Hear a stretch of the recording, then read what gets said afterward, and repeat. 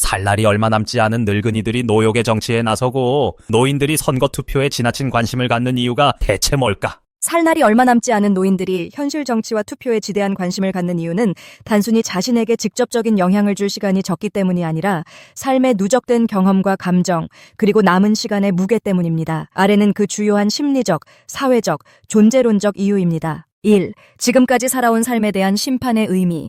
노인들에게 현실 정치는 자신이 살아온 인생과 선택이 옳았는지를 평가받는 무대처럼 느껴집니다. 자신이 지지해온 이념, 가치, 세력 등이 여전히 사회에서 영향력을 가지는가를 통해 정체성과 명예를 확인받고 싶어 합니다. 이는 단순한 정치적 선호를 넘어 삶 전체를 관통하는 정서적 정체성의 문제이기도 합니다. 이 후손과 사회에 대한 유산의식. 많은 노인들은 나는 곧 떠나지만 자식들과 손주들이 살아갈 세상은 더 나아져야 한다는 유산의식과 책임감을 느낍니다. 그들은 투표를 통해 자신이 보기에 더 정의롭고 질서 있는 사회가 유지되길 바라는 마지막 기여를 하려는 것입니다. 3. 삶의 안정과 예측 가능성에 대한 집착. 노년기에 접어들면 변화보다 안정을 추구하게 됩니다. 정치적 격변이나 가치관의 급격한 전환은 그들에게 혼란과 두려움을 불러일으킵니다. 이 때문에 자신이 익숙한 정당, 체제, 지도자를 지지하며 질서의 유지를 원하게 되는 경향이 있습니다. 4. 의사결정권자로서의 마지막 자존감. 고령자는 신체적으로, 사회적으로 점점 무시당하는 존재가 되기 쉽습니다. 그러나 정치와 투표는 모든 국민에게 평등하게 주어진 권리이므로 여기서만큼은 다시금 나는 사회의 중요한 구성원이라는 자존감을 확인할 수 있습니다. 5. 죽기 전 세상의 방향을 확인하고 싶어함. 삶의 끝자락에 선 사람은 자신이 떠난 이후의 세상에 대해 더욱 예민해집니다. 정치는 사회의 방향과 흐름을 상징하므로 그들은 자신의 눈으로 세상이 어디로 가는지를 확인하고 평가하고 때론 막으려 합니다. 일종의 마지막 참여, 마지막 영향력을 행사하는 자리이기도 합니다. 6. 복지와 현실 생계와 직결. 또한 현실적으로 노인복지, 연금, 건강보험 등은 정치와 직접 연결돼 있기 때문에 단순한 이념의 문제가 아니라 생존과 삶의 질의 문제로 다가옵니다. 투표는 생존 수단에 대한 자기 방어의 수단이기도 합니다. 7. 세상에 대한 감정 정리로서의 정치. 정치는 고령자들에게 있어 한 시대를 정리하는 방식이기도 합니다. 그들이 살아온 시대를 모욕한다고 느껴지는 정책이나 세력이 떠오르면 그것은 단순한 방함이 아닌 존재 자체에 대한 모독처럼 느껴질 수 있습니다. 그래서 더욱 절박하게 투표에 임하는 것입니다.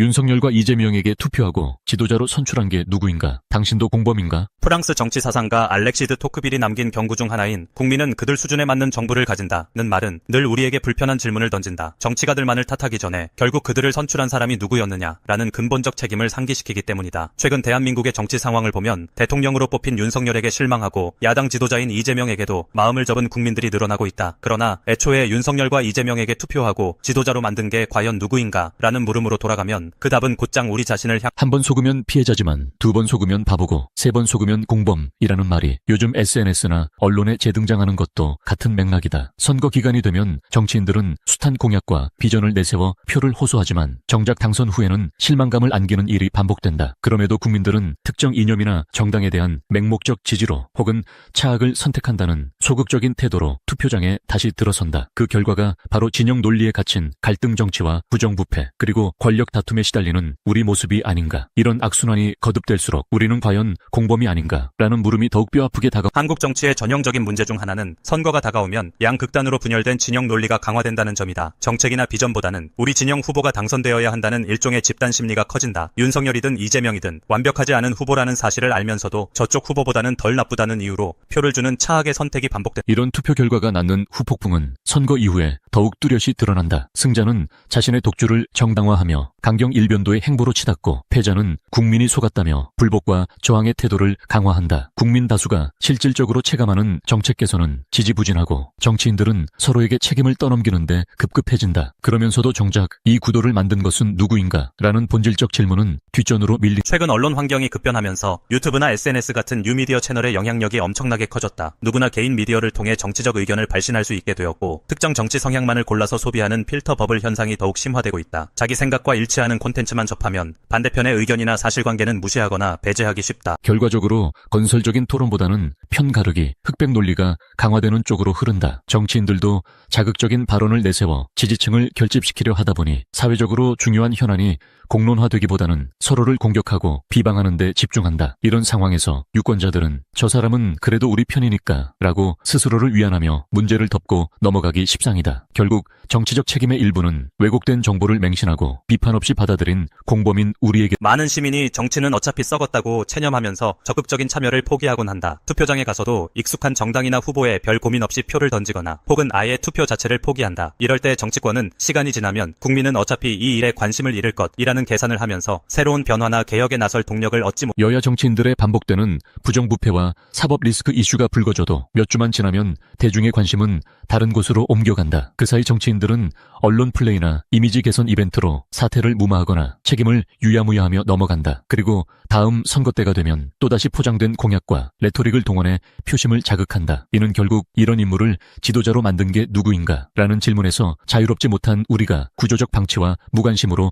공범이 그렇다면 당신도 공범인가? 라는 질문 앞에서 이런 식으로 반복되는 악순환을 벗어나려면 어떻게 해야 할까? 첫째, 시민의식 함양이 필수적이다. 선거는 물론이고 평소에도 국회나 지방의회, 정치인들의 발언과 행보를 꼼꼼히 살펴야 한다. 잘못된 정책이나 권력 남용이 드러나면 SNS나 지역사회 모임을 통해 적극적으로 문제를 제기하고 시정을 촉구해야 한다. 둘째, 다양한 정치 세력이 공존할 수 있는 구조를 만들어야 한다. 한국의 양당 체제가 공고한 이유 중 하나는 사표를 만들기 싫다는 심리가 크기 때문이다. 하지만 유권자들이 용기를 내어 가치와 신념에 따른 투표를 시도한다면 군소 정당이나 대안적 세력도 점차 성장할 수 있다. 그때 비로소 차악의 선택을 강요하는 정치 구도가 완화될 여지가 생긴다. 셋째, 언론 소비 습관을 바꾸는 노력이 필요하다. 뉴미디어 시대의 정보는 넘쳐나지만 갈등을 조장하거나 반쪽 진실만 전하는 콘텐츠를 무분별하게 소비하면 정치적 판단이 왜곡된다. 반대 의견도 냉정히 살펴보고 근거를 직접 확인하는 태도를 길러야 한다. 정치 이슈를 대할 때도 무조건 내 편이 옳다가 아니라 실제 정책 효과나 실천 가능성, 인물의 도덕성과 역량을 다각도로 따져보. 넷째, 책임 정치를 만들기 위한 제도 장치 강화에 대한 관심도 중요하다. 대통령 권한이 과도하게 집중되면 견제와 균형이 무너지고 국회가 스스로의 역할을 다하지 못하면 행정부 독주가 심화된다. 공수처 감사원 선관위 등의 독립성을 지키려는 노력이 정치적으로 악용되지 않도록 유권자들의 지속적인 감시와 목소리가 필요하다. 우리는 공범인가? 아니면 공범이 되지 않을 기회가 남아있는가? 결국 윤석열과 이재명에게 투표하고 지도자로 만든 게 누구인가? 라는 질문은 더 이상 남의 이야기가 아니다. 선거 때마다 우리는 특정 후보에 열광하고 상대 후보를 비난하지만 정작 이 시스템이 계속 반복되는 이유는 무엇인가? 라는 자성의 시선은 부족했다. 이대로라면 우리는 정치인들에게 또다시 실망하고 후회하면서도 다음 선거에서 똑같은 과정을 되풀이할 가능성. 당신도 공범인가? 라는 물음이 불편하게 들릴 수 있다. 하지만 토크빌이 말했듯 결국 국민은 자기 수준에 맞는 정부와 정치인을 얻게 마련이다. 만약 우리가 지금의 정치 현실에 환멸을 느끼고 있다면 그 분노와 불만이 행동으로 이어지지 않는 한 우린 또다시 속았다고 한탄하게 될 것이다. 바뀔 수 있는 기회는 언제나 우리 손안에 존재한다. 누가 대통령이 되고 누가 야당 대표를 맡든 주권자로서 우리의 깨어있는 참여와 관심이 없다면 우리는 이미 정치적 공범인 셈이다. 이제 선택은 우리 몫이다. 과연 다음 선거 그리고 다음의 정치 현장에서 우리는 어떤 태도로 대응할 것인가? 바로 그 질문에 답하는 순간 한국 정치의 이 비디오가 유용했다면 좋아요와 구독 버튼을 눌러주세요. 건강한 삶을 위한 더 많은 팁을 공유할 테니 계속해서 성필원 채널을 지켜봐 주세요. 감사합니다.